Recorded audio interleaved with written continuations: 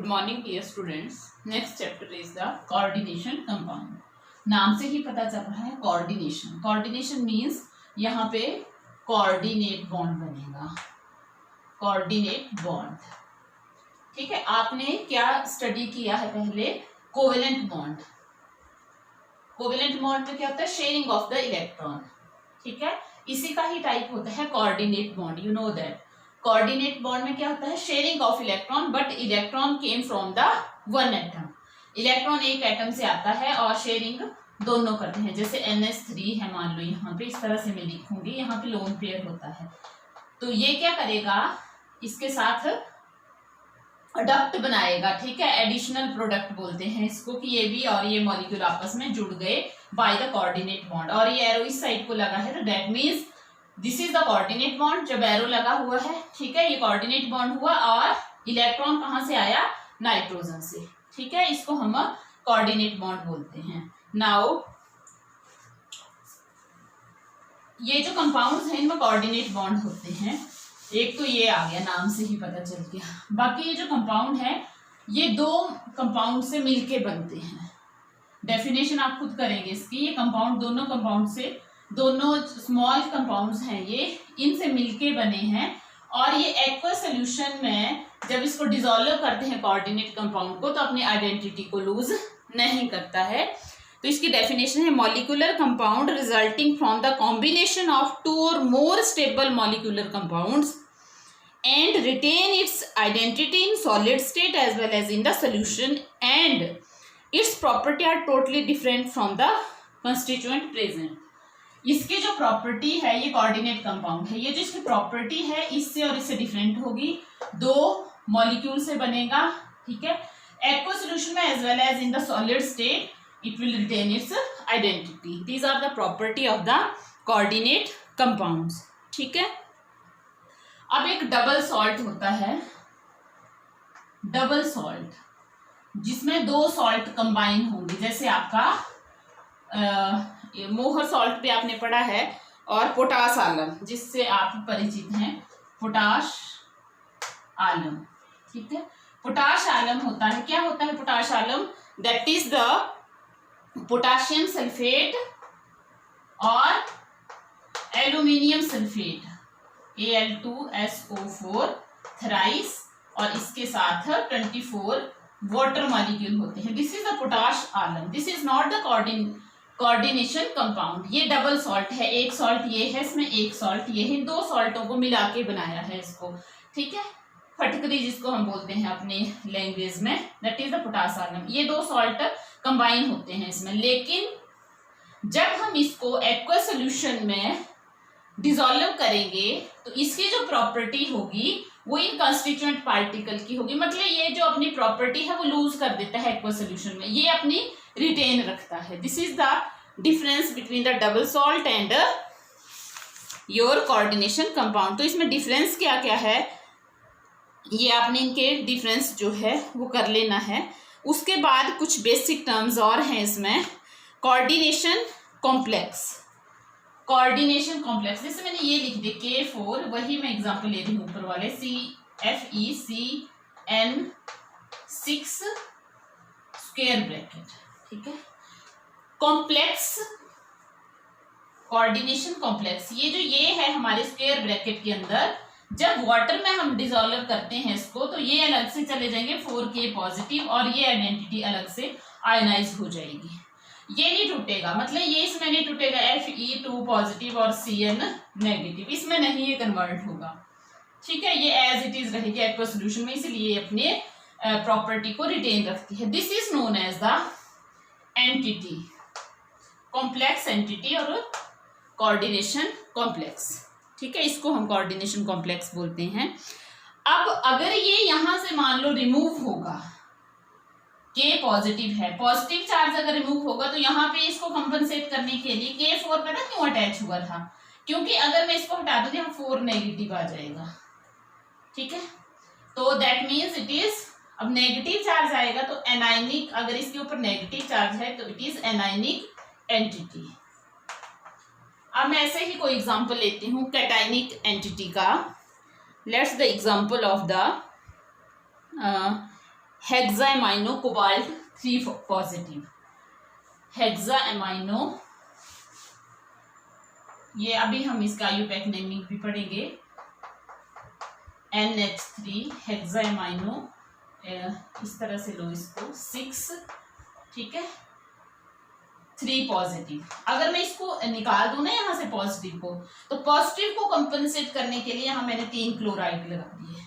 जब अब इसको हम एक्वस सॉल्यूशन में मतलब वाटर में इसको डिसॉल्व करेंगे तो आयन बन जाएंगे, 3 क्लोराइड आयन बन जाएंगे, ठीक है, और कोबाल्ट इसके ऊपर क्या आ जाएगा 3 पॉजिटिव चार्ज, ठीक है। तो अगर पॉजिटिव चार्ज है तो that is known as the cationic entity, ठीक है। तो ये बेसिक टर्म जो आपको पता होनी चाहिए। और इसमें क्या है, सेंट्रल एटम और आयन, ये जो मेटल है ना इसमें, इसके अराउंड है ये सारे, ये जो मेटल है या ये लिखा मैंने, तो ये इसको हम बोलते हैं सेंट्रल एटम, सेंट्रल एटम, या फिर अगर इसके ऊपर कोई चार्ज है तो सेंट्रल आयन आ जाएगा, एटम की जगह आयन आ जाएगा, वो तो ये कॉमन सेंस वाली बात है कि अगर चार्ज है तो ये जो मेटल होती है इसमें it is known as the central atom. और ये जो साइड के एटम है, सॉरी ये जो मॉलिक्यूल ही समझ लो आप, साइनाइड आयन है, वैसे ये अमोनिया मॉलिक्यूल है, ठीक है, आयन भी हो सकता है मॉलिक्यूल भी हो सकता है, this is Cn negative actually, और ये अमोनिया NH3 आपको पता है मॉलिक्यूल होता है। इनको हम बोलते हैं लिगेंड्स, LIGANDS, लिगेंड्स, ठीक है। तो ये आपको पता होना चाहिए किसको क्या बोलते हैं। लिगेंड्स एक्चुअली क्या करता है, ये इलेक्ट्रॉन डोनर होता है।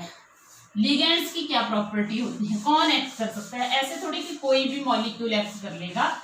लिगेंड्स की क्या क्या प्रॉपर्टी होती है, you should know also that ligands जो है एक तो क्या करेगा, कोऑर्डिनेट बॉन्ड बनाएगा। कोऑर्डिनेट बॉन्ड बनाने के लिए it should have the electron, and जो इलेक्ट्रॉन है वो डोनेट कर सके, that means it should be electron donor. अगर ये इलेक्ट्रॉन डोनर है, the compound which can donate the pair of electron, that is known as, you know that, Lewis base, ठीक है। तो जो लिगेंड्स होते हैं वो लुईस बेस होते हैं, ओके। ये है सारा इसका जो स्ट्रक्चर है। अब ये जो आपका आ गया, एक और चीज मैं यहाँ पे आपको क्लियर कर दूं, ये जो स्क्वायर ब्रैकेट में था इसको एंटिटी बोला था, कोबाल्ट NH3 6Cl3, ये मैं एग्जांपल ले लेती हूँ यहाँ पे, ठीक है। तो this is known as the, ये जो बाहर जो होगा आयनाइजेशन स्फीयर, चाहे वो आगे लगा है चाहे वो पीछे स्क्वायर ब्रैकेट के बाहर, सॉरी, आयोनाइजेशन स्फीयर, मतलब ये आयोनाइज हो जाएंगे। 3, जैसे मैंने बोला कि वाटर में अगर इसको डिसॉल्व करेंगे 3Cl negative, it is non ionisable sphere, जो बीच वाला है स्क्वायर ब्रैकेट का, these are known as ligands. ये इस पूरे को बोलेंगे नॉन आयोनाइजेबल, यहीं पे मैं लिख रही हूँ इसको, this is known as non ionisable sphere, ठीक है।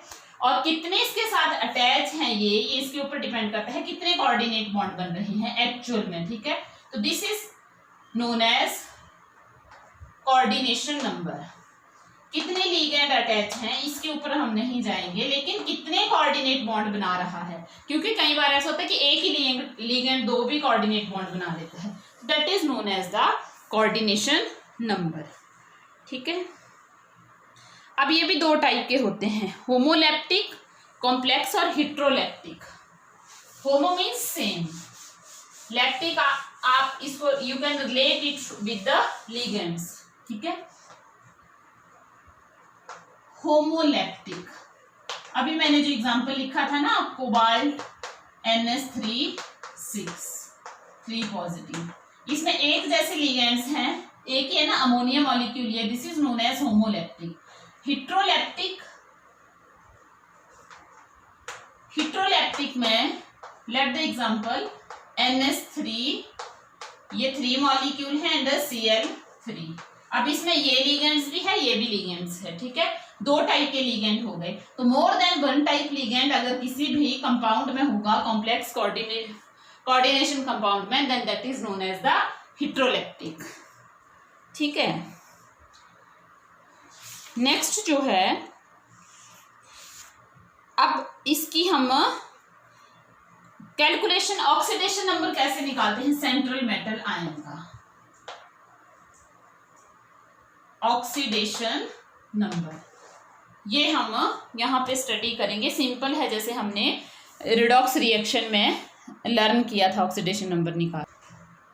ये जो है, ये this is a central metal atom, ठीक है, या इसके ऊपर कोई चार्ज होगा तो ये आयन हो जाएगी। इसका हमने ऑक्सीडेशन नंबर कैसे निकालना है, तो जिसका ऑक्सीडेशन नंबर हमें निकालना होता है, let it be x consider कर लिया हमने, ठीक है। अब जो इसके साथ जो लिगैंड जुड़ा है उसका हमें पता होना चाहिए कि उसके ऊपर कितना चार्ज है। यहाँ पे है साइनाइड, तो हम जानते हैं कि साइनाइड के ऊपर 1 नेगेटिव चार्ज होता है, जैसे KCN होता है इसका साइनाइड के साथ ना, जैसे KCN हो गया, तो यू नो दैट K के ऊपर 1 पॉजिटिव, तो साइनाइड के ऊपर आएगा 1 नेगेटिव, ठीक है। तो इसका कितना आ गया, देखो X, फिर प्लस इसका कितना है -6, और अगर इसके ऊपर कोई चार्ज है तो दैट इज इक्वल टू -3। यहाँ पे -3 ने आपने इस साइड को लेना, दैट मीन्स ये पूरा जो चार्ज है ये -3 के बराबर होगा, ठीक है। तो x की value you can calculate +3, okay. Next है कॉपर। अब हमने कॉपर का निकालना। अमोनिया के ऊपर कितना चार्ज होता है आपको पता है, it is a molecule, neutral है, 0 चार्ज है। कॉपर का मैंने x मान लिया, तो x ये 0 हो गया, इज इक्वल टू पॉजिटिव, तो this is the oxidation number of the metal, ठीक है। साइनाइड दोबारा से यहाँ आ गया, तो आप इसको माइंड में भी कर सकते हो, x -2 इज इक्वल टू ऊपर कितना है -1, तो x इज इक्वल टू +1, ठीक है।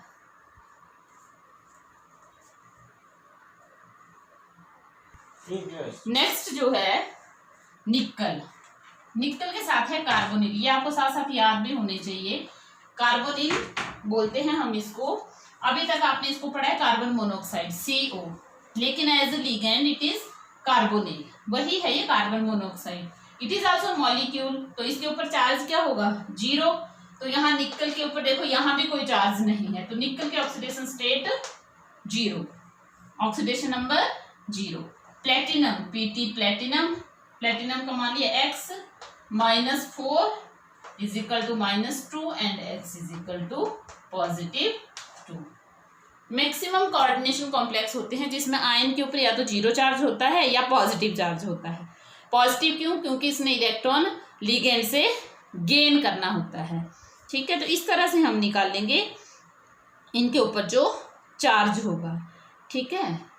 आपने इनकी प्रैक्टिस करनी है, और भी बहुत सारे एग्जाम्पल हैं दिए हुए आपकी बुक में।